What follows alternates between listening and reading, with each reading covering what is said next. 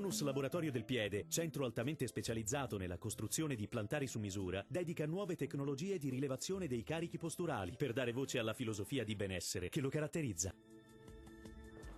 Ben ritrovati al meteo. Sarà una domenica all'insegna del maltempo sulle nostre regioni, ma diamo uno sguardo più approfondito alla situazione del 12 maggio.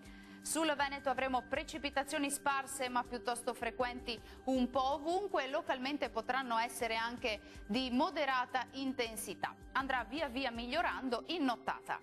Temperature minime tra 9 e 13 gradi, massime tra 14 e 17 gradi.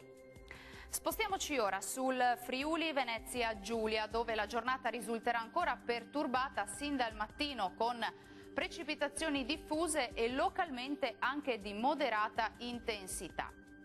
Temperature minime tra 11 e 13 gradi, massime oscillanti invece tra 14 e 16 gradi.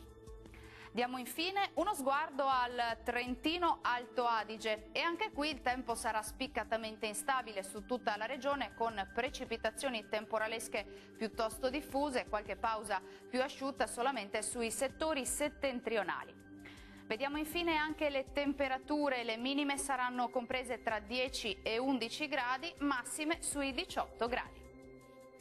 Bene, dal meteo di Antenna 3 per ora è tutto, vi do appuntamento al prossimo aggiornamento, arrivederci.